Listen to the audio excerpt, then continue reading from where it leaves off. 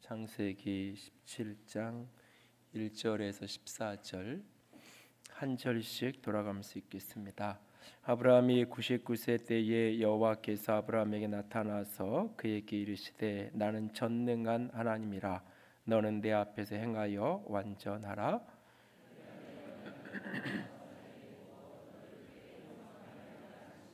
아브라함이 엎드렸더니 하나님이 또 그에게 말씀하여 이르시되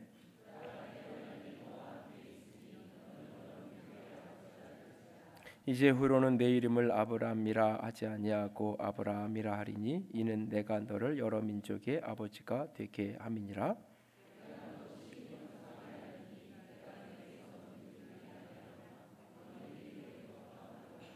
내가 내 언약을 나와 너 및 내 대대 후손 사이에 세워서 영원한 언약을 삼고 나와 내 후손의 하나님이 되리라.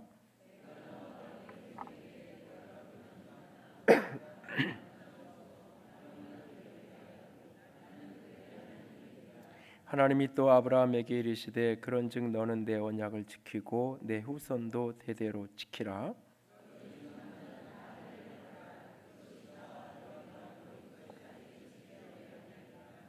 너희는 포피를 베어라. 이것이 나와 너희 사이의 언약의 표징이니라.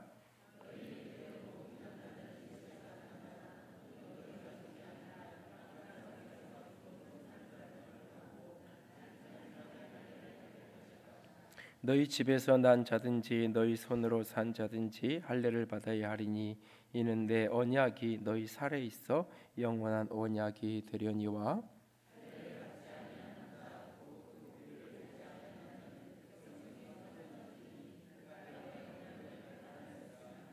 아멘. 기도합니다. 영광이 하나님, 사랑이 하나님, 이 시간 주의 음성 듣기 원합니다. 주께서 우리 가운데 말씀하시고 우리의 마음과 우리의 영이 오직 주께로만 향하여지게 하여 주시옵소서. 연약한 종을 십자가 뒤에 가려주시고 하나님만 온전함으로 드러나는 축복의 시간 되게 하여 주시옵소서. 주의 음성 듣기를 원하며 우리 주님 예수님 이름으로 기도드렸습니다. 아멘. 우리가 신앙한다는 것은 무속적인 미신을 믿는 것과 같지 않습니다. 신앙은 결코 미신을 믿는 것이 아닙니다. 미신은 자신도 모르는 대상을 신이라고 상정하고 그에게 뭔가 어떤 종교적 의식을 통해서 신을 조종해서 자기가 원하는 무엇인가를 얻어내기 원하는 것, 그런 어떤 행위, 그것을 미신이라고 말합니다. 그래서 미신적 신앙의 중심은 나에게 있습니다. 나에게. 그래서 내가 어떤 종교 의식이든지 제사든지 제물을 드려서 신을 조종하는 겁니다. 그래서 그 신이 내가 원하는 대로 움직이도록, 내가 원하는 것을 갖다 주고 내가 원하는 대로 그분이 행동할 수 있도록 내가 신을 조종하는 것, 그것이 바로 미신적인 신앙입니다. 신을 내가 조종할 수 있다라고, 그것이 어떤 종교 의식이든지 어떤 제물이든지 제사든지 우리의 행동을 통해서 내가 신을 내가 원하는 대로 움직일 수 있다라고 생각하는 것, 거기에서부터 미신은 시작이 됩니다. 그러나 신앙은 하나님을 모르는 것을 믿는 것이 아니라 하나님을 믿는 것입니다. 내가 하나님을 조종하는 것이 아니라 나를 하나님께 복종시키는 것입니다. 하나님의 말씀을 듣고 하나님의 내가 섬기며 살아가는 것입니다. 하나님이 나를 섬기는 것이 아니라, 신이 나를 돕는 것이 아니라 내가 하나님께 경배하고 내가 하나님께 예배하며 내가 하나님을 섬기며 살아가는 것, 그것이 바로 신앙입니다. 미신은 신과 인간의 관계가 기본적으로 기계적 관계로 놓여져 있습니다. 그러나 신앙은 하나님과 우리가 인격적 관계 속에서 서로 사랑하고 소통하며 걸어가는 관계성 속에, 인격적인 교통함 속에 하나님과 우리가 함께 걸어가는 것이 신앙입니다. 미신을 알지 못하는 대상을 기계적으로 누가 100번이 100일 기도를 했더니 이렇게 됐대더라, 누가 3000일 동안 3000배를 하고 이렇게 했더니 이런 응답을 받았더라, 그 이야기를 들어서 나도 그러면 그렇게 하면 되겠구나, 기계적으로 그렇게 나도 가서 100일 기도를 하고 나도 가서 3000배를 하면서 무엇인가 내가 원하는 것을 얻어내는 것입니다. 그런 기계적 관계성 속에 살아가는 것. 그러나 신앙은 그와 같은 것이 아닙니다. 어떤 사람은 동일한 기도의 제목을 100일 기도를 해서 하나님이 응답을 하시는데 어떤 사람은 기도하지 않아도 그 일이 이루어지기도 합니다. 하나님과 우리의 관계성은 늘 인격적 관계성에서 서로 사랑과 교제하고 교통하는 관계성 속에 놓여 있습니다. 하나님은 아브라함이라는 사람을 부르셔서 아브라함과 인격적 교제와 교통 속에 살아가기 원하셨습니다. 그래서 하나님은 끊임없이 아브라함에게 나타나시고 자신이 무엇인가를 행하기 전에 자신이 하고자 하는 계획과 원함을 끊임없이 아브라함에게 나누어 줍니다. 그리고 아브라함은 그것을 듣고 거기에 응답합니다. 하나님은 아브라함을 설득하고 아브라함은 하나님께 설득되어져서 함께 걸어갑니다. 다른 말로 이야기하면 하나님이 먼저 하나님의 사람들을 사랑하고 그 사랑받은 그도 역시 하나님을 향한 사랑에 응답을 하게 됩니다. 아브라함 99세 때에 하나님이 그를 찾아오십니다. 하나님은 이렇게 자기소개를 합니다. 나는 전능한 하나님이라. 엘리샤다이라는 히브리어 단어인데 나는 전능자다 라고 그렇게 자신을 소개합니다. 그러면서 너는 내 앞에서 행하여 완전하라 말씀하십니다. 그것이 오늘 17장 1절의 말씀입니다. 그리고는 2절에서 8절까지 하나님은 자신이 하고자 하는 일을 이야기합니다. 본문에서 계속 반복되는 주어는 나고 그가 계속 반복해서 쓰시는 표현은 내 언약입니다. 나와 너 사이에 내가 내 언약을 두었다라고 말씀하십니다. 나와 너 사이에 그리고 너와 너의 후손 사이에 내가 내 언약을 두었다. 그 언약의 내용은 뭐냐? 내가 너를 크게 번성하게 할 거다. 그리고 너희들이 지금 거류하고 너희들이 지금 살고 있는 이 땅, 이 가나안 땅을 너와 내 자손에게 내가 줄 것이다. 이것이 영원한 기업, 너희들에게 허락되는 영원한 상속물로 내가 너에게 허락할 거다라고 하나님은 그렇게 약속하시며 말씀하십니다. 나와 너 사이에 언약을 두었고 이 언약의 내용은 내가 너를 번성하게 할 거고 내가 이 땅을 너에게 줄 거다. 땅에 대한 약속, 자손에 대한 약속 속에 말씀하십니다. 내가 이룰 거라고 말씀합니다. 그리고는 9절에서 14절까지 하나님이 명령합니다. 내가 너에게 언약을 주고 언약을 지켜갈 것인데 이 언약을 나와 너 사이에 있는 이 언약을 너희의 몸에 내 살에 이 언약을 두어라. 그러면서 할례를 행하라고 말씀하십니다. 할례는 남성의 생식기의 끝에 부피를 잘라내는 그 할례를 행하라고 하나님께서 아브라함에게 명령하십니다. 내가 너와 언약을 맺었고 언약을 지킬 것이다. 이 언약의 증거, 이 언약의 표적, 언약의 상징으로 내 몸에 할례를 행하라 라고 이렇게 말씀합니다. 그렇게 명령해. 그리고는 이제 15절에서부터 22절까지 지난주에 나눴던 이야기예요. 하나님은 아브라함을 설득하세요. 할례를 행하는데 언약을 이어가는데 아브라함은 이스마엘 하갈을 통해 나온 이스마엘을 통해서 가면 되겠다. 하나님은 아니야. 내가 그 언약을 이어갈 건데 언약을 이어갈 대상은 하갈이 낳은 이스마엘이 아니라 사라가 낳을 이삭이란 아들, 아직 존재가 없는 그 아이를 통해서 내가 언약을 이루어갈 거라고 하나님이 아브라함을 설득해요. 그 설득을 하나 아브라함이 받아들여서 설득되어지죠. 그리고 23절 이하의 27절까지 말씀대로 아브라함이 이스마엘이 그 집에 있는 모든 가솔들이 남자들이 다 그날 할례를 행하게 돼요. 그래서 본문 마지막 절이 다 할례를 행하였더라, 할례를 받았더라 라는 것으로 본문이 17장 27절이 마무리되는 것을 보게 됩니다. 여러분, 이런 본문을 보면서 이런 생각을 해본 적이 없어요? 하나님은 전능한 하나님이에요. 모든 걸 다 하실 수 있는 분이에요. 그럼 하나님 그냥 마음대로 하시면 되잖아요. 아브라함을 그냥 하나님이 복 주면 되잖아요. 아브라함이 사는 그 땅을 그냥 주시면 되잖아요. 아브라함은 계속 하나님께 이스마엘을 축복해 주세요. 이스마엘에 대해 상속자가 되게 해주세요. 아무리 아브라함이 그래도 상관없이 하나님이 그냥 사라에게 임신을 허락하고 하나님이 이삭을 통해서 하나님이 하시면 되는 거잖아요. 하나님이 전능하신 분인데 그렇게 하시면 될 것을 왜 굳이 아브라함에게 그것을 미리 이야기해주고 아브라함을 설득하는 건가요? 하나님은 기계적 관계성 속에서 절대자로 주권자로 마음대로 하시는 게 아니라 인격적 관계성 속에서 역사를 움직여가기 원하시는 분이기 때문에 그러시는 거예요. 하나님은 아브라함을 장기판의 졸처럼 어느 날 이렇게 써먹다가 필요 없는 게 됐으니까는 이제 저게 좀 이렇게 만화포를 잡기 위해서 조를 이렇게 미끼를 사용하는 것처럼 그렇게 인생이 어떤 사람을 하나님 마음대로 이렇게 쓰시다가 막 축복도 주고 이렇게 쓰다가 어느 날 좀 삐딱하게 하고 쓸모없어 보이니까 하나님 그냥 내다 버리고 희생양으로 삼기도 하고 하나님 주권대로 하나님 마음대로 그렇게 하시는 분이 아닌 거예요. 그렇게 하실 수 있지만 그렇게 하지 않으셔요. 하나님은 인격적 관계성 속에서 우리와 함께 하시기 원하시는 분이기 때문에 하나님은 전능자이기에 하나님 마음대로 아브라함을 번성케 하고 그 가나안 땅을 하나님이 아브라함에게 주시고 하나님이 이스마엘이라는 이삭에게 하나님을 축복 주시고 굳이 아브라함에게 설명해 주고 이것 좀 믿어달라고 설득할 필요가 없어요. 그냥 하시면 돼요. 근데 하지 않아요. 왜? 사랑의 관계성 속에서 언약적 사랑 속에 함께 가기를 원하시기 때문에 하실 수 있지만 하지 않으세요. 그러면서 하고자 하는 일을 이야기하세요. 이것을 아브라함이 믿음으로 수용하기를 원하세요. 그래서 믿음으로 받아들이면 그 아브라함을 통해서 그 일을 이루어 가시는 거예요. 아브라함이 그걸 거절하면 하나님은 그 일을 이루지 않으셔요. 끊임없이 설득하고 기다리면서 그 길을 이끌어 가시는 거예요. 하나님과 우리의 관계는 기계적 관계가 아니에요. 사랑의 관계, 인격적 관계성 속에서 함께 걸어가는 거예요. 그래서 하나님은 끊임없이 아브라함에게 자신의 마음을 열어 보이고 끊임없이 아브라함을 설득하며 함께 걸어가기 위해서 애쓰는 모습을 우리가 볼 수 있어요.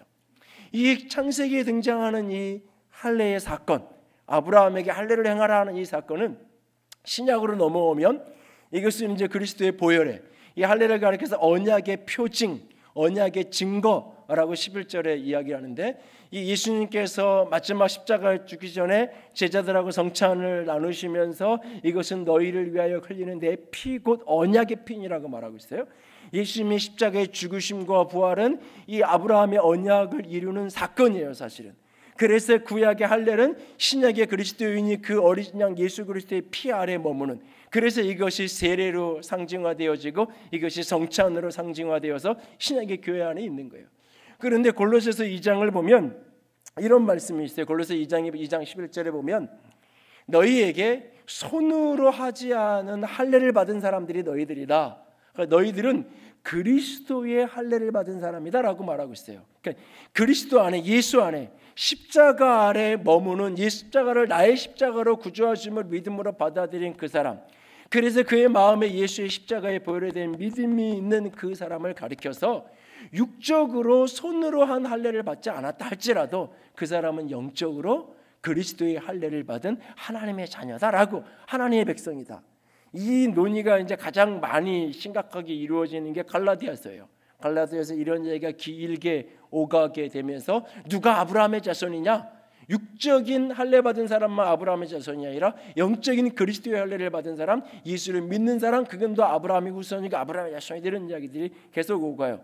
그 갈라디아서의 결론 부분에 와서 그럼에도 불구하고 어떤 사람들이 계속 이야기하는 거예요. 예수 믿어도 할례를 받아야 된다. 예수를 믿어서 구원받았다 할지라도 그 사람도 결국 아브라함의 자손에게 약속되어진 그 축복을, 아브라함의 언약을 내 것으로 누리려면 예수 믿은 이방인들도 다 다시 할례를 받도록 해야 된다라고 그런 주장들을 계속하는 거예요. 그때 바울이 이야기하는 거예요. 아니, 할례나 무할례나 아무 소용이 없고 오직 하나님 안에서 새롭게 지음받은 것들만 의미 있는 거야 라고 말하면서 너희들 자꾸 그 할례 그 문제 가지고 나를 괴롭게 하지 말아라. 내 몸에는 예수의 흔적을 가졌다라고 말하고 있어요. 내 몸에 예수의 흔적을 가졌다. 여기에 예수의 흔적이라는 이 단어가 오늘 창세기 17장에 등장하는 언약의 표징, 이 표현하고 같이 다 연결되는 표현이에요. 내 안에 예수의 흔적을 가졌다. 그 할례라는 종교적 형식의 그 표가 아니라 내 가슴에, 내 마음에, 내 몸에 내가 예수님의 백성이, 그 언약 백성이라는 표가, 흔적이 내 몸에 있다. 내 몸에 있다. 그러니까 나를 자꾸 그 할례의 문제 가지고 나를 자꾸 괴롭히지 말라라고 이야기합니다. 이것은 신약의 그리스도인이 오늘 아브라함에게 할례를 명하시고 할례를 아브라함에 받는 이것이 오늘 그럼 우리도 다 같이 할례를 받아야 되냐? 그런 문제가 아니에요. 이것은 오늘 예수 그리스도의 십자가의 언약으로 이어지고 예수 그리스도 안에 사는 우리들에게, 오늘 예수의 그리스도 되심을 믿는 사람, 예수의 십자가 죽으심과 부활을 나의 구원의 사건으로 믿음을 받아들인 사람, 그의 영혼에는, 그의 심령에는 예수의 흔적이 남아있죠. 그 예수의 흔적을 내 삶 속에, 내 몸 속에 행하며 살아가는 삶, 그것이 그리스도인의 삶이에요. 그것을 바울은 십자가를 자랑하는 삶이라고 갈라디아서 6장에서 이야기하고 있어요. 그 예수의 흔적을 안고 살아간다는 것은 어떤 의미일지, 이게 할례의 이미지 속에서 몇 가지 우리가 생각을 하려고 하는 거예요. 오늘 나누기 원하는 것은 예수의 흔적을 안고 살아간다. 우리가 십자가를 나의 십자가로 믿고 그 십자가를 가슴에 품고 마음에 새기고 십자가의 흔적을 가지고 인생을 살아간다는 것은 어떤 의미인지 오늘 이 구약의 할례의 사건을 통해서 몇 가지 의미를 더 살피기 원합니다. 첫 번째로 예수의 흔적을 안고 살아가는 것, 다른 말로 이야기하면 언약의 표징을 갖고 살아가는 것, 그것은 하나님이, 전능하신 하나님이 나의 하나님 되신다는 것을 기억하며 살아가는 거예요. 내 몸의 할례의 표징을 행함으로 말미암아 하나님이 나의 하나님이다 라고 하는 사실을 영원토록 잊지 않고 기억하겠다는 표징을 내 몸에 갖게 되는 거예요. 오늘 보면 11절에 이 할례를 행하라고 말하면서 할례를 언약의 표징이라고 말해요. 표징이라고 번역된 이 단어는 성경의 표, 그 사인을 이야기하는데, 이 단어가 제일 먼저 쓰여지는 장면이 어디냐면 창세기 4장이에요. 가인이 이제 동생을 죽이잖아요. 동생을 살인하고 하나님이 가인에게 벌을 내려요. 그래서 너는 땅에서 이 아벨의 핏소리가 호소하는, 그래서 땅에서 그 피가 하늘에 호소와서 그러므로 말미암아 이 가인은 그 땅에서 정착할 수 없는, 땅에서 축복을 누리며 살아갈 수 없는 유리방황하는 그런 벌을 받게 돼요. 그럴 때 가인이 두려워해요. 그러면서 유리방황하는 것이 무서운 게 아니라 누군가가 나를 죽일 거라는 죽음의 공포 속에서 사람들이 나를 죽일 거라고 두려워 떨어요.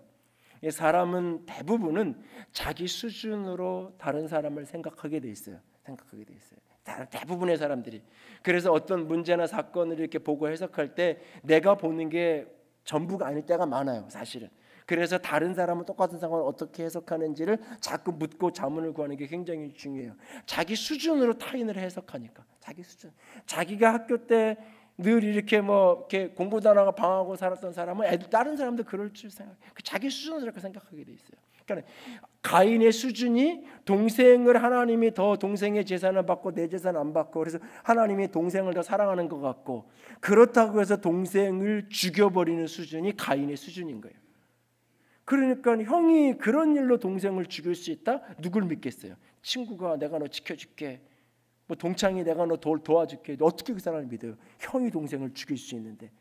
그러니까 자기 수준을 생각하니까 아무도 믿을 사람이 없는 거예요. 두려운 거예요.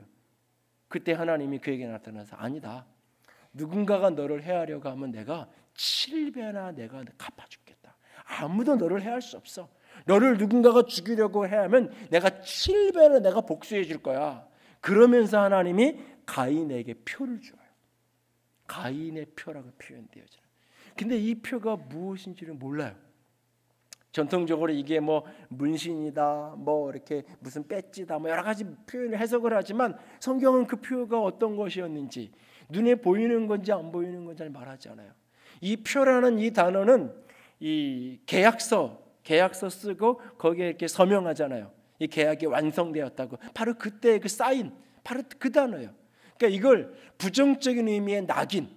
그래서 그날부터 가인의 머리에는 이렇게 동생 죽인 살인자라는 어떤 표징이 이렇게 남아가지고 사람들 다 저거 동생 죽인 살인자야라고 하는 그런 낙인을 안고 가인에게 살아가게 했다, 그런 뜻이 아니에요.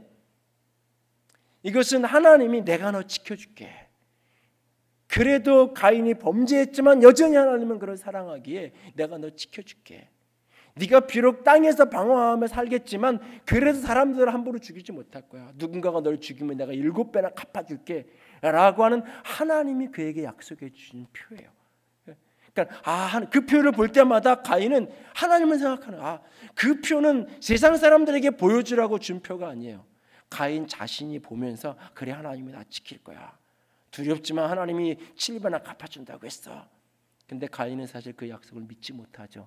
그래서 가인이 에덴의 동쪽으로 떠나가게 되고 그가 도시를 만들어 성을 쌓아서 자기를 스스로 지키기 위해서 노력하고 그래서 하나님의 사인을 믿지 않아요. 여러분, 아브라함에게 하나님이 언약의 표징인 할례를 행하라고 말해요. 표징, 같은 사인, 히브리어 오트라는 단어예요. 서명하는. 여러분, 근데 생각해 보세요. 이 할례는 누군가에게 보여주기 위한 게 아니에요. 신체의 가장 은밀한 곳, 생명의 상징인 그곳에 생식의 끝을 잘라내는 그 할례, 언약, 다 자르다라는 뜻인데 그걸 행하라고 이야기하는 거예요. 누구에게 보여주기 위한 게 아니에요. 이게 언약의 표인데 누구 보라고 하는 게 아니에요. 자기 자신에게 보라고 얘기하는 거예요. 자기 자신에게. 나는 전능한 하나님이다. 아브라함은 지금 자식이 없어요. 아브라함은 지금 그 땅에서 거류민이에요. 너희가 거류하는 그 땅을, 내가 가나안 땅을 너에게 주겠다. 내가 그들의 하나님이 되주겠다. 7절 8절 내가 그들의 하나님이 되겠다. 하나님이 그렇게 약속해 주세요. 그 땅을 주겠다고 하면서 거류민, 요즘 말로 바꾸면 불법 체류자. 나는 불법 체류자 신세인데 이 땅을 하나님이 내게 준다 그래. 나는 자식 하나, 변변한 자식 아들 하나 없는데 하나님이 나를 큰 민족이 되게 하겠다고, 크게 번성하게 하겠다고 하나님이 말씀하셔서 저기서 이해가 안 되는 거잖아요. 그런데 하나님이 나는 전능한 하나님이라고 말씀하세요. 내가 보기에 현실과 너무나 먼데 하나님은 그 일을 이루어 가실 거예요. 그 하나님이 그 일을 이루어 가실 거라는 표징, 그 하나님이 그 일을 이루어 가시는 확증, 그 표시를 내게 허락하는 거예요. 그러니까 이 표시는 누군가에게 보여주기 위한 게 아니에요. 세상에 보여주다 하나님이 나 이렇게 사랑해 그 이야기를 하라는 게 아니에요.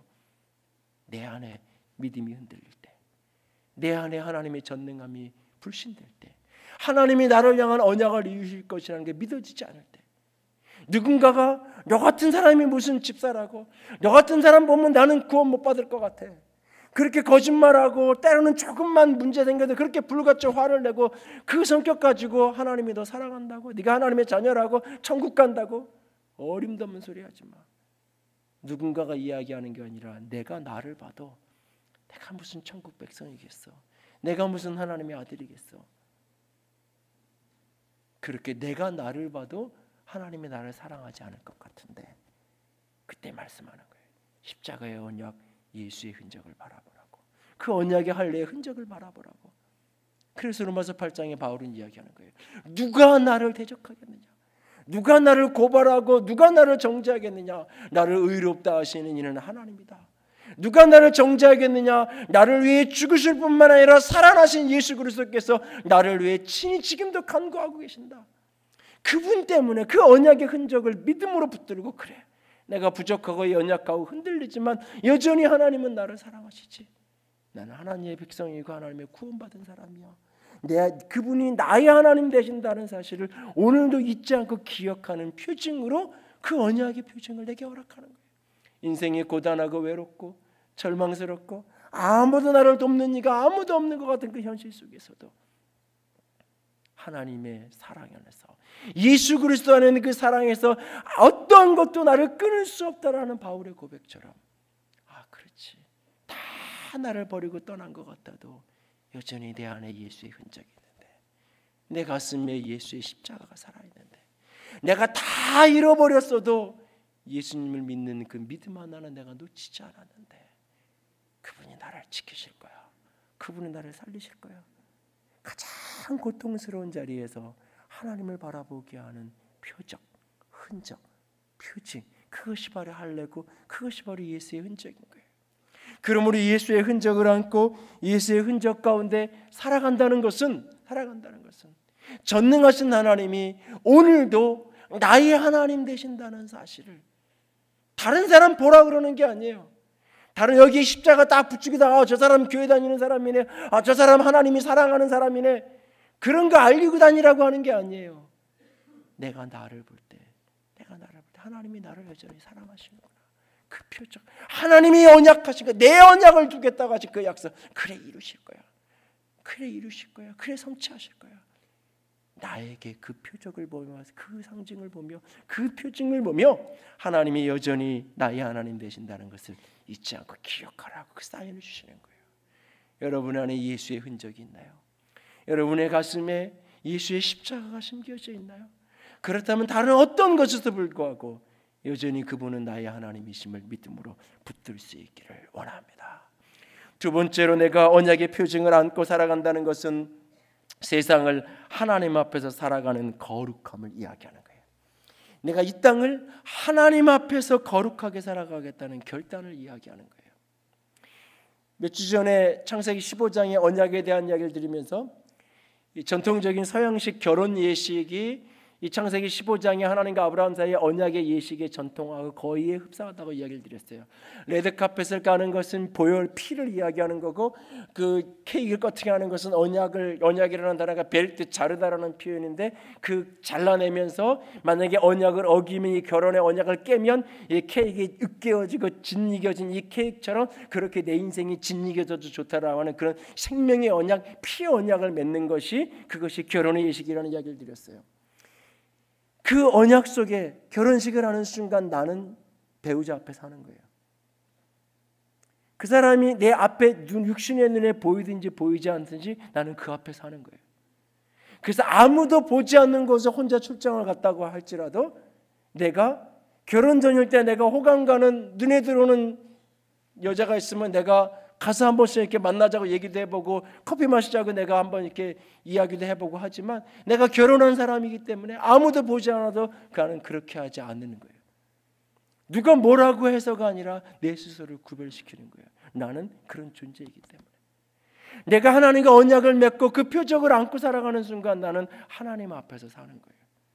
나는 전능한 하나님이라 너는 내 앞에서 행하여 완전한 자가 되라, 온전한 자가 되라고 말씀하세요.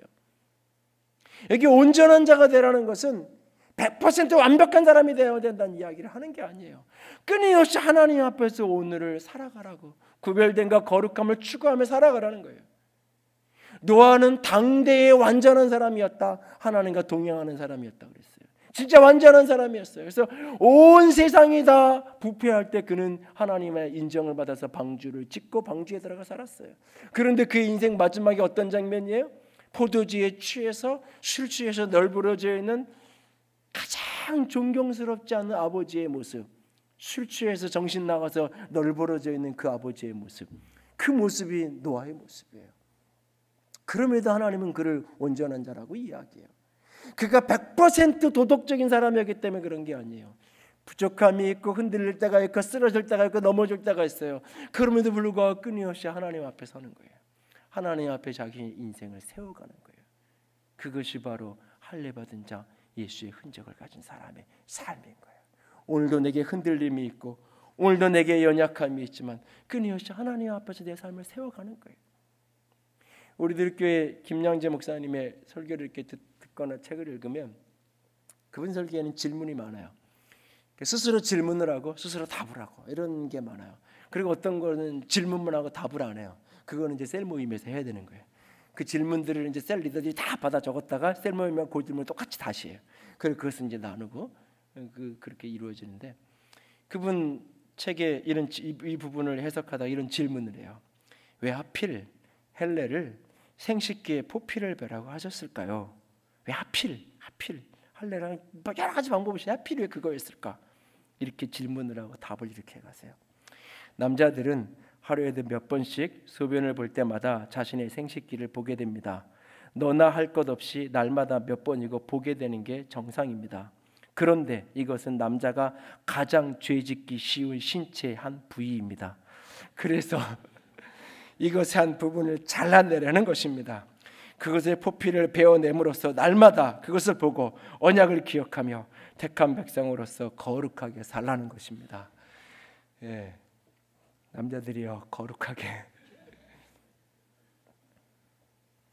여러분 오늘 본문에 보면 그 언약을 내 살에 두었다고 말해요.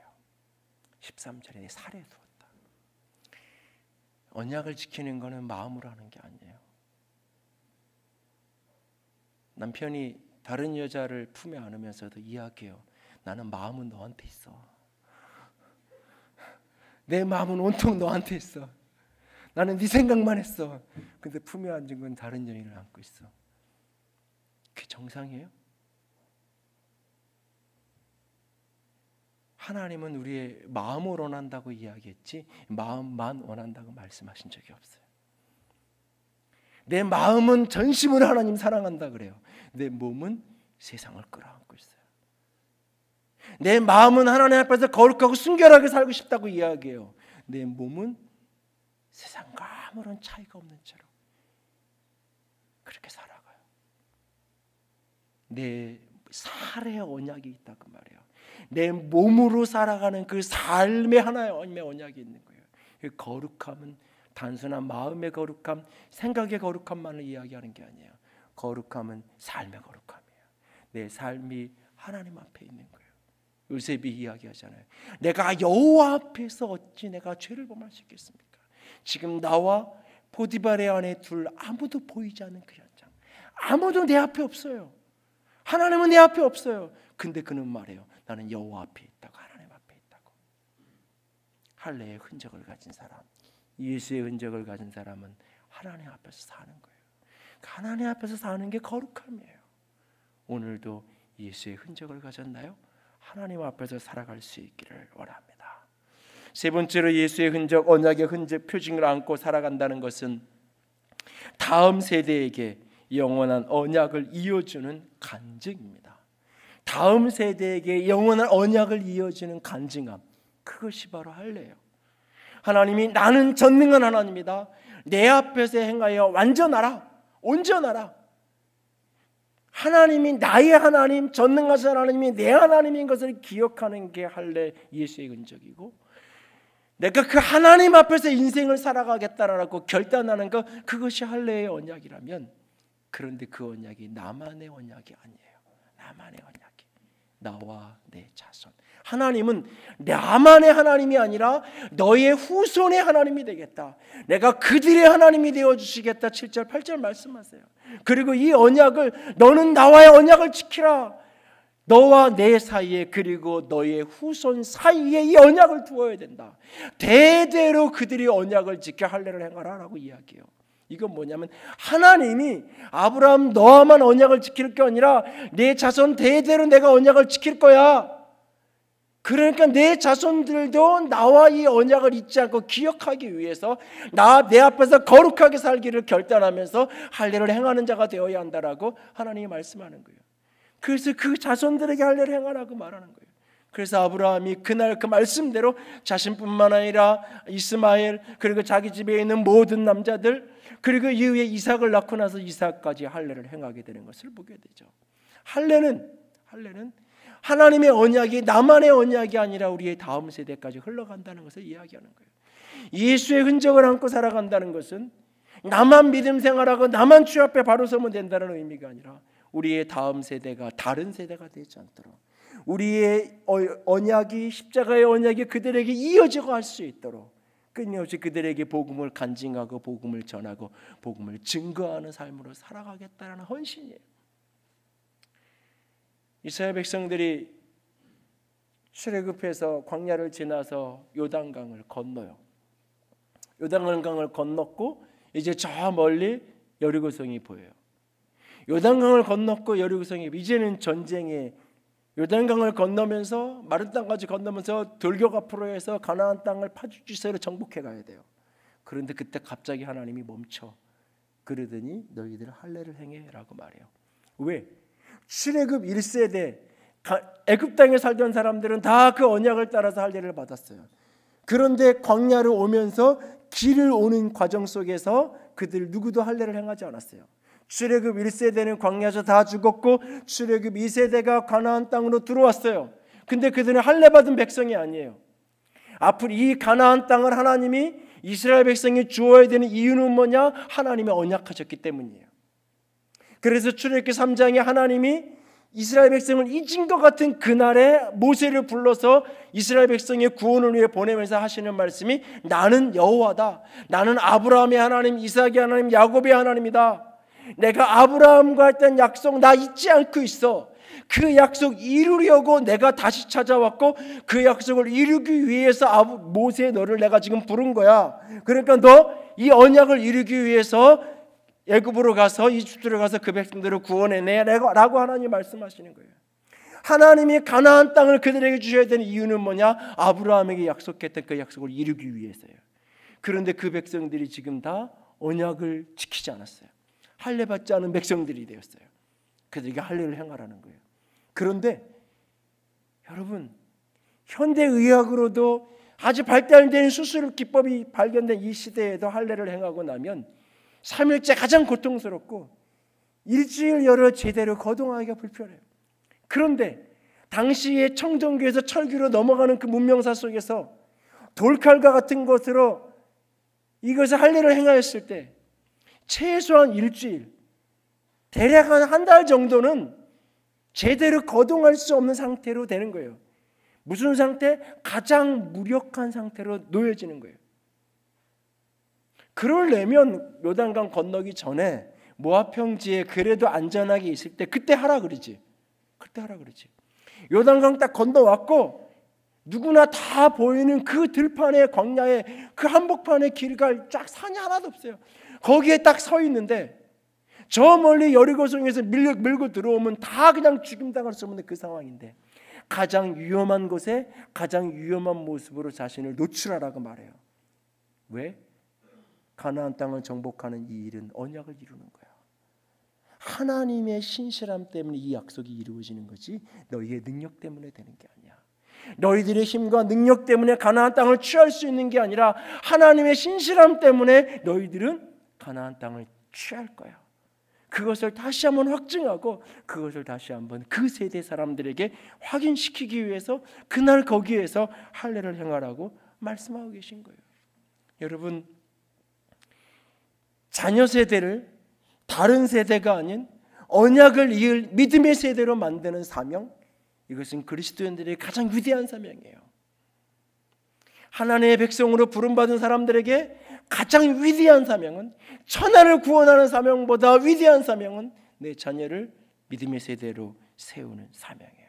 그래서 부지런히 내 자녀에게 하나님의 말씀을 가르치라고 우리에게 말씀하고 계신 거예요. 할례도 유월절도 안식일도 구약성의 모든 율법과 절기들은 다 가정적인 거예요. 자녀들에게 보여주기 위한 거예요. 자녀들에게 가르치기 위한 거예요. 패밀리티 타임을 하라고 매주 글을 써서 올리고 NTS를 한다고 아이들 신앙교육을 위해서 집중적으로 3개월 훈련해야 된다고 이야기를 해도 관심이 없어요. 아이들이 교재가 바뀌어서 예수빌리지로 유치부부터 초등부까지 교재가 다 바뀌어서 새로 나가도 그런가 보다. 5,000원씩 교재비 내라고 가정통신부 나갔을 거예요. 교회 재정이 5,000원씩 그거 사서 아이들을 줄 돈이 없어서가 아니에요. 수년을 에너지를 쏘아서 만든 그 교재를 나눠줘도 거저주면 어느 날부터 로비에 돌아다니기 시작해요. 그래도 5,000원이라도 주고 사면 함부로 버리지 않아요. 안 보더라도 책꽂이에 꽂아라도 놔요. 5,000원짜리라도 주고 사면. 근데 그냥 주면 어디 굴러다니고 없어져요.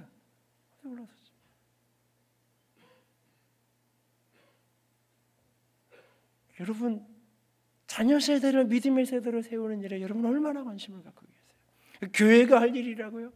그런 거 잘하는 교회를 찾아다닌다고요? 그런 거 잘할 것 같은 교회에서 여서 한우리교회 그렇게 보여서 한우리교회 등록했다고요? 아니에요. 그 일은 교회의 사명이 아니에요. 그 일은 부모의 사명이에요. 그 일은 부모의 사명이에요. 오래전에 목사님 세 가정과 6명에서 이집트를 갔던 기억이 있어요. 거기 한 집회가 있어서 갔다가 6명이 갔으니까 이제 큰 차를 못 타고 다니고 이제 다마스보다 조금 큰 그런 정도의 차를 이렇게 가지고 이렇게 다녔는데 여행을 거의 마쳐가는데 그 운전을 늘 해줬던 친구의 오른손 여기에 문신이 하나 있는 게 보이는 거예요. 이전에 대략 들은 얘기가 있어서 좀 자세히 좀 보여달라고 그랬어요. 곱틱 기독교 십자가 문신이 있는 거예요. 이집트의 공식적인 종교는 두 가지예요. 하나는 기독교고 곱틱 기독교고 하나는 무슬림이고 90%가 무슬림이고 10%가 크리스찬이에요. 그런데 이집트의 기독교는 독특해요. 교회 역사 속에서 동방교회와 서방교회가 요즘에 이제 정교회, 그리스 정교회, 러시아 정교회라고 얘기하는 것하고 로마 카톨릭, 로마를 중심으로 한 이거하고 이 북아프리카의 알렉산드리아를 중심으로 하는 이 세 그룹이 있었는데 이 세 그룹 중에서 시대가 지나면서 두 그룹은 계속 성장하는데 여기는 조금 왜소화되기 시작해요. 그러면서 결국 동방교회, 서방교회 어디에서도 인정받지 못한 둘 양쪽에서 다 이단으로 정죄받는 공동체가 돼버려요. 이 곱틱 기독교 공동체가. 그럼에도 불구하고 그들이 2000년을 여전히 유지하면서 이집트 인구의 10%가 여전히 신앙 속에 살아요. 그 카이로 외곽의 쓰레기 더미 위에 우리나라 난지도 같은 옛날 난지도 같은 그 쓰레기 더미 저 너머에 예배당을 건물을 올릴 수가 없어 땅을 속으로 파 내려가서 인공 토구를 만들어 놓고 예배드리는 그곳에 수천 명의 사람들이 주일날 아침에 모여서 예배해요. 그렇게 세계 교회 누구에게도 지지를 받지 못하고 90%의 모슬림 속에 수많은 학대와 천대를 받으며 살아가는 그들. 신분증에 딱 받으면 신분증에 종교 기록칸이 있어요. 주민등록증에. 딱 보면 이 사람이 크리스찬인 게 알아요. 그런 순간 이 사람은 사회적으로 승진이 불가능해요. 사회적으로 최하층민의 삶을 살아갈 수밖에 없는 게 그들의 운명이에요.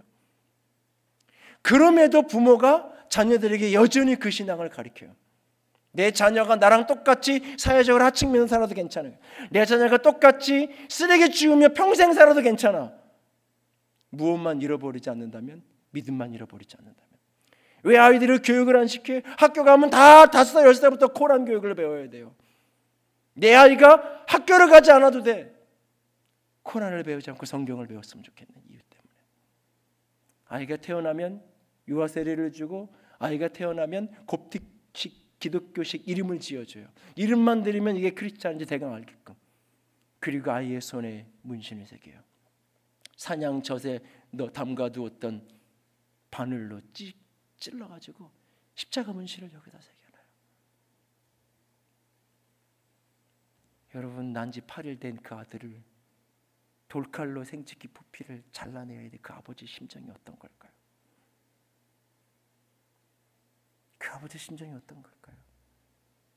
의학이 발달되지 않은 그 시대에 그 철철 흐르는 그 피를 보면서 울부짖는 그 아이를 안고 도대체 이게 뭐 하는 짓인가 싶지 않겠어요?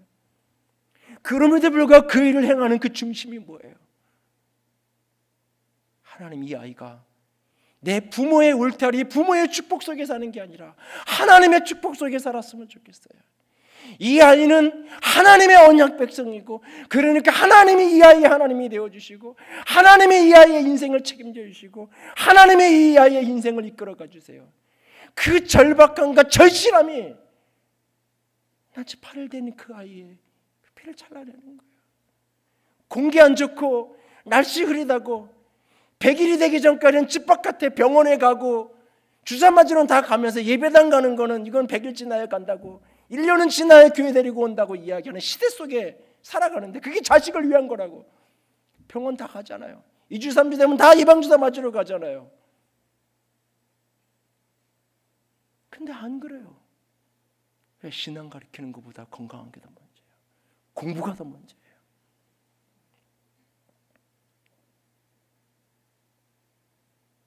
지난 시간에 한 청년하고 이야기를 하다가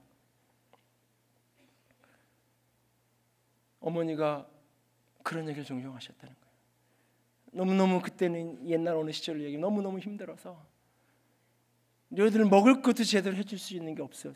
그런 일이 있어서 너희들 붙은 키 끌고 업고 끌리고 예배당 가서 밤새워 울면서 기도하는 것밖에 할 수 있는 게 없었던 때가 있었다고. 어머니가 간혹 그런 얘기를 한다는 거예요.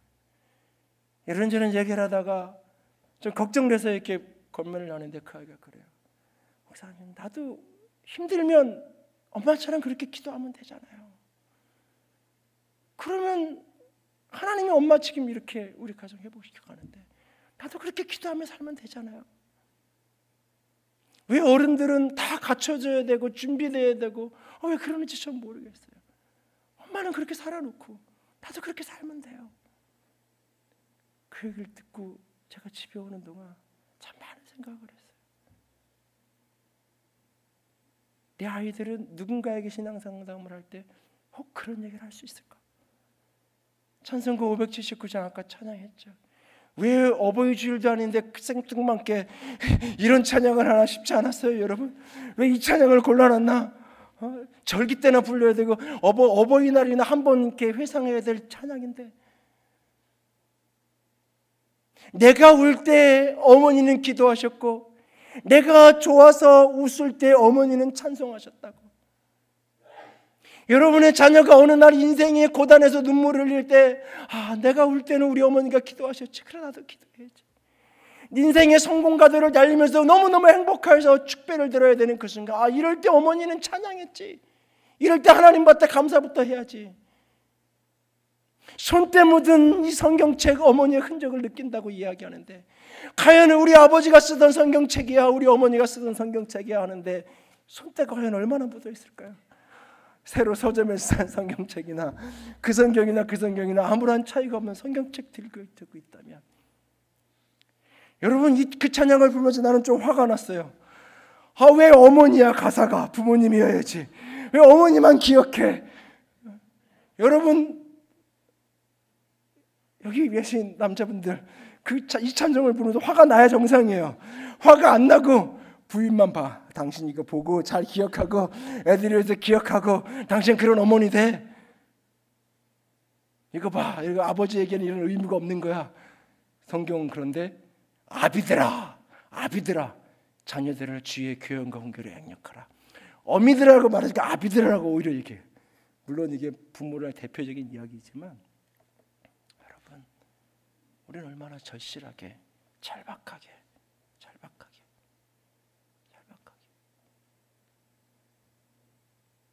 오래전에 한 분이 아이들도 어렵고 힘든데 교사를 하겠다 그래요. 이유가 물어보니까, 목사님, 내가 우리 애들 데리고 끌고 안고 걸리고 이렇게 다니지만 내가 이렇게 아이들 가르치는 거 보여주고 싶었어요. 적어도 저런 거 이렇게 보고 자라면 아이가 신앙은 지키지 않겠어요? 내가 저 아이를 안 놓고 이렇게 가르칠 능력도 없고 잘 안 돼. 그냥 이렇게 가르치는 모습이라도 그냥 좀 어깨너머라도 보면서, 그러면서 아이가 자라면 신앙이라도 잘하지 않겠어요? 그래서 제가 교사를 좀 해보려고요. 여러분, 우리의 가슴 속에 절박함 소원은 있어요. 다 원해요. 그러나 진짜 절실한가요? 그 아이가 병실에 누워있을 때 너무너무 안타깝게 아파하는 것처럼 내 아이가 신앙을 잃어버리고 신앙이 흔들리는 그 순간 그만큼 아파하나요?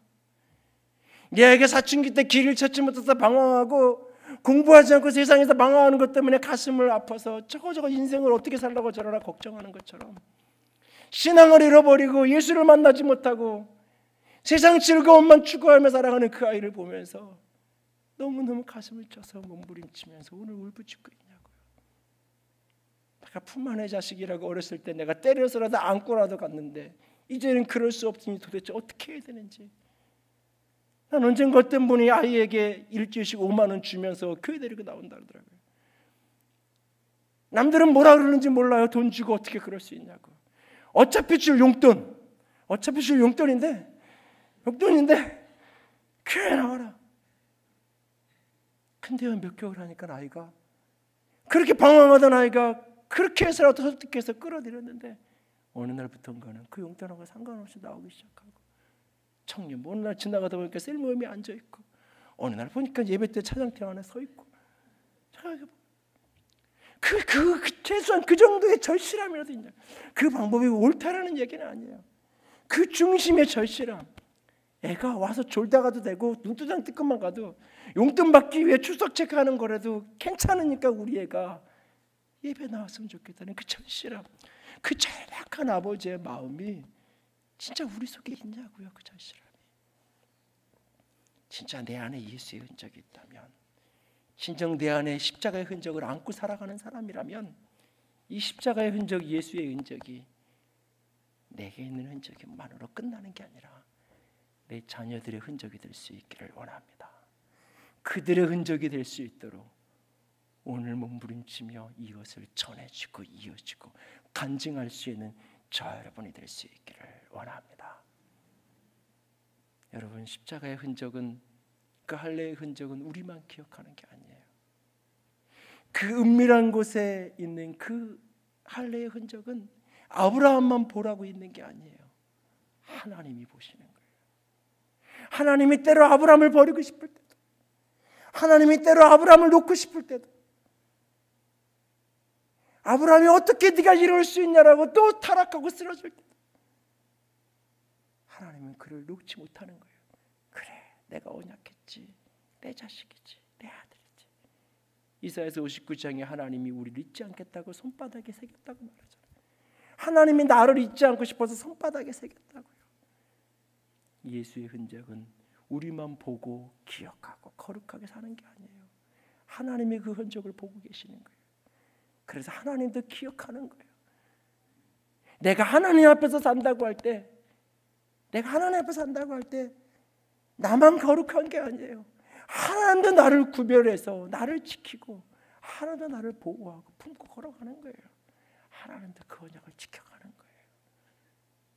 그 흔적을 가슴에 아는 그런 믿음의 사람으로 오늘을 살아갈 수 있기를 원합니다. 하나님은 십자가만큼 우리를 사랑하십니다. 우리도 그만큼 주를 사랑하는 그 흔적을 가진, 그 표를 가진 주의 사람이 될 수 있기를 주님의 이름으로 부탁을 드립니다. 함께 찬양합시다. 힘들고 지쳐 낭망하고 넘어져 그때에도 십자가의 흔적을 기억하기 원합니다. 나에게 실망하고 내 자신 연약해 고통스럽게 눈물 흘려야 되는 그날 십자가의 흔적, 내가 너를 사랑한단다. 내가 너를 얼마큼 사랑하는지 아니? 내가 너를 십자가만큼 사랑한다. 부활하신 주님이 내 손에 못자국을 만져보라고 하셨던 것처럼 그 사랑의 흔적을 오늘 기억하며 주 앞에 서기 원합니다. 함께 찬양합니다. 힘들고 지쳐 낭망하고 넘어져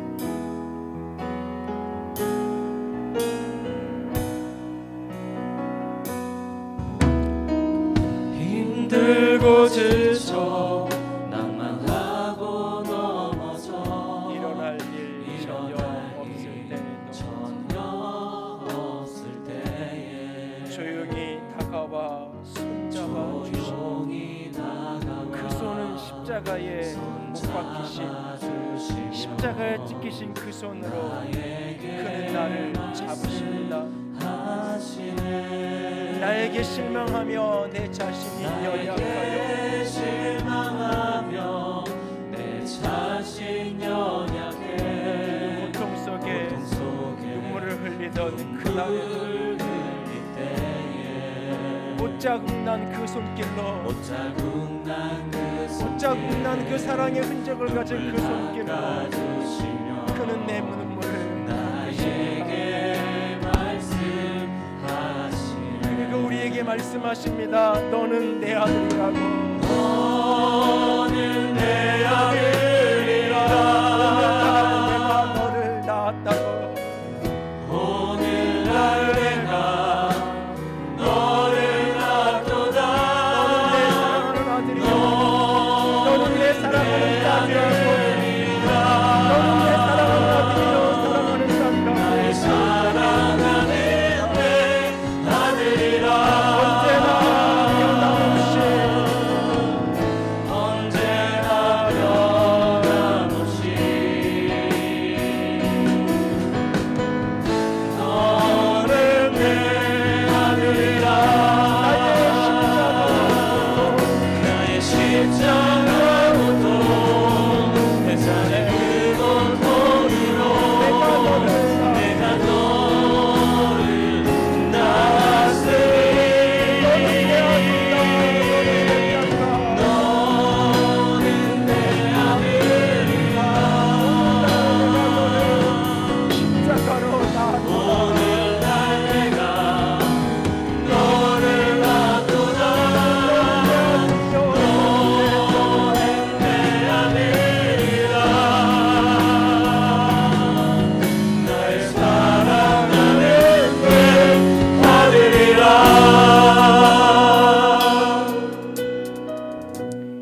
내가 내 몸에 예수의 흔적을 지니고 있노라.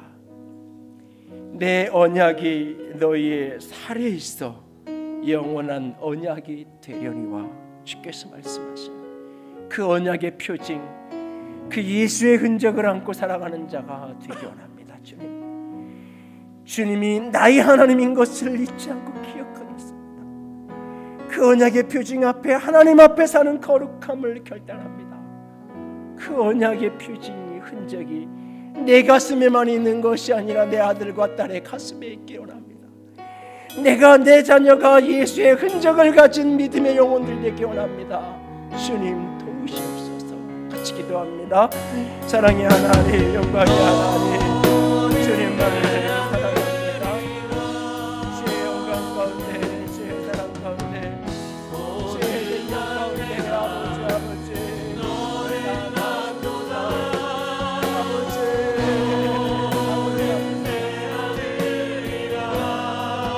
아버지 우리를 받으시옵소서. 아버지 당신의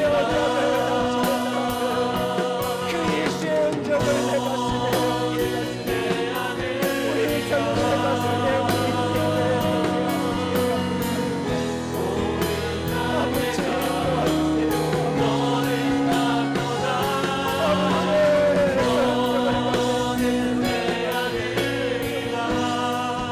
주님 나를 도우시옵소서.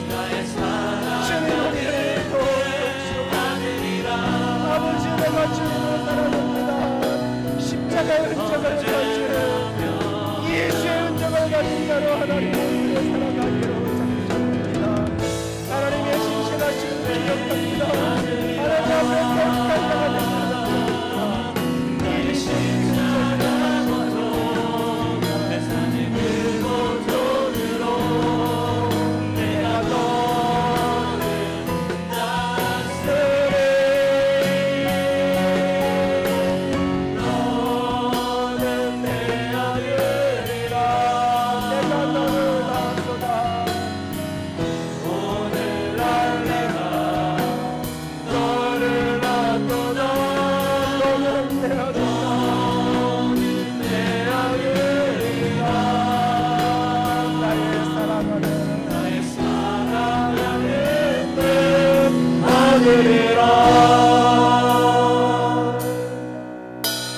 주님 사랑합니다. 십자가의 흔적, 예수의 흔적을 내 신비에 새깁니다. 내 마음에 예수의 흔적을 새깁니다. 내 몸에 예수의 흔적을 새깁니다. 주님 그 십자가의 언약이 내 안에 있음을 믿습니다. 전능하신 하나님, 내 하나님 되시니 감사합니다. 오늘도 하나님 앞에서 살아 하나님 앞에 온전함으로 서는 영광된 백성이기를 원합니다. 내 안에 있는 예수의 흔적, 나의 가슴에 있는 이 십자가의 흔적이 나의 사랑하는 아들에게도 딸에게도 그들에게도 흔적이 있기를 원합니다. 주여 도우시옵소서. 주여 만나 주시옵소서. 주님 사랑합니다. 주의 이름으로 축복합니다. 우리 주님 예수님 이름으로 기도드렸습니다. 아멘. 이제는 우리 주 예수 그리스도의 은혜와 하나님 아버지의 놀라우신 사랑하심과 성령 하나님의 교통하시며 기름 부으시는 그 은혜가 오늘도 언약의 신실함을 붙들고 하나님의 신실함 붙들고 예수의 흔적, 십자가의 흔적 안에 살기로 작정하는 모든 이들 위해 이제로부터 영원토록 함께 있을지어다. 아멘.